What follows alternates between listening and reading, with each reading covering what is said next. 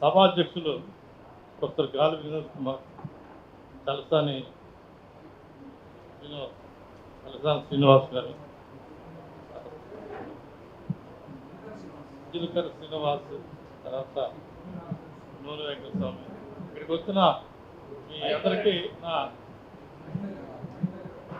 అందరికీ నా ధన్యవాదాలు తెలుపుకుంటున్నాను. ఒకటి కరెక్ట్ చేయాలి, వినోద్ కుమార్ 1955లో అంబేద్కర్ ఉగ్రవాదం గురించి మాట్లాడుతూ అన్నాడని.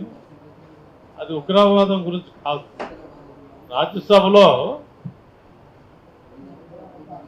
ఈ India's foreign policy, India China relations గురించి మాట్లాడుతూ, చైనా దురాక్రమ దేశం అది, దాన్ని నమ్మొద్దు అని ఆయన చెప్పుకొస్తే ఏ దేశం చైనా ఆక్రమించుకుంటుందని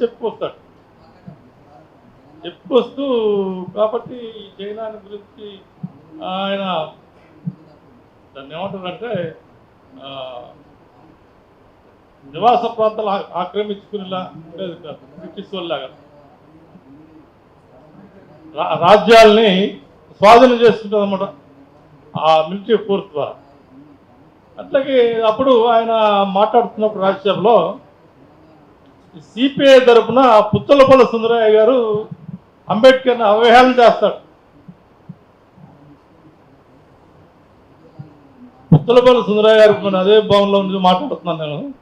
కానీ చరిత్ర ఒకసారి చూస్తే ఆయన అవహేళన చేస్తాడు. ఏమంటాడు, మహా హిస్టోరియన్ వచ్చాడండి ఈ సభకి, మహా చెప్తాడు, కూర్చో అని అంబేద్కర్ని అవహేళన చేస్తాడు. అది నిజమైంది. 1962లో చైనా భారతదేశం దండయాత్ర చేసింది. ఎన్ని వేల కిలోమీటర్లు ఆక్రమించుకుందో మన వాళ్ళకే తెలియదు. ఆ 62 వార్లో ముందు కవ్వింపు చర్యగా అక్కడ కాపలా కాస్తున్న 303 వెపన్స్తో ఉన్న సిఆర్పిఎఫ్ పోలీసుని 60 మందిని చంపేస్తారు చైనా సైన్యం సియాచిన్ పర్వత ప్రాంతం.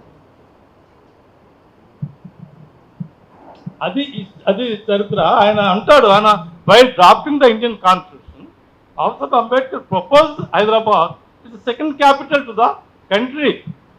Country cannot rule from one place. Should be a second place also necessary. And Ambedkar చెప్తాడు. But during the assembly, Ambedkar కి పెద్ద ఇండిపెండెన్స్ లేదు. Whatever Gandhi says, whatever Nehru says, whatever Patel says, he has to say. ఆ క్రమంలో మనకి రక్షణ కూడా పెట్టడం మర్చిపోయారు. The special provisions for scheduled caste also forgotten. And I ఏం డిస్కస్ చేయను.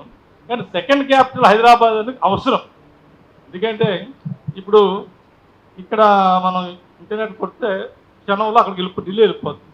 ఢిల్లీ నుంచి వస్తే హైదరాబాద్ వస్తుంది.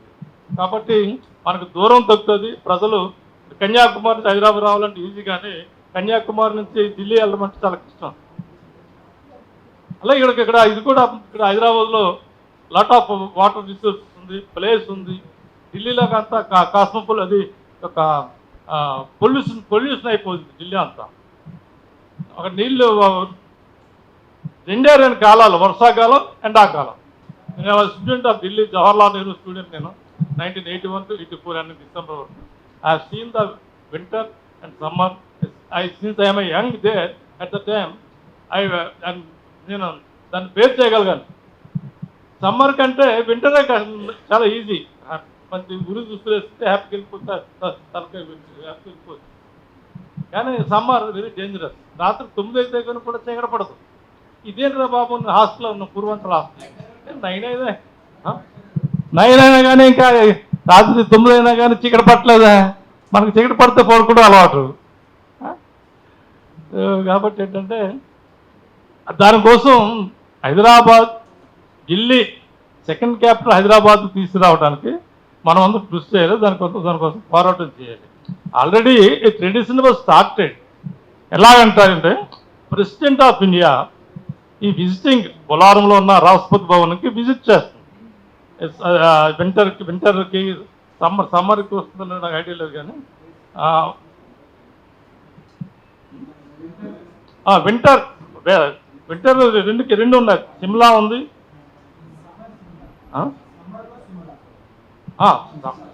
సమ్మర్లో సిమ్లా నేను చూసాను, చూసాను. వింటర్లో మన బొలారంలో ఉన్న రాష్ట్రపతి భవన్కు already journey is already been started. మనం కామ్గా కూర్చుంటే మనకు రాదు. అది మనం పోరాటం చేయాలి తప్ప అడుక్కుంటే రాదు. పోరాటం అనేది తప్పనిసరిగా జీవితంలో అవసరం. మనకి పోరాటం చేయండి ఏవి రాదు. కాబట్టి నేను మీ అందరికి విజ్ఞప్తి ఏంటంటే, నేను కూడా మీ ఈ సెకండ్ క్యాపిటల్గా హైదరాబాద్ తీసుకురావడానికి నా వంతు కృషి నేను చేస్తాను. మీతో పాటు నేను మీ ఉద్యమంలో పాల్గొంటానని అని హామీ ఇస్తూ ఈ అవకాశం నాకు ఇచ్చిన బ్రదర్ అనిల్ కుమార్ గారికి, వినోద్ కుమార్ గారికి థ్యాంక్స్ చెప్తూ. Sir thank you so much.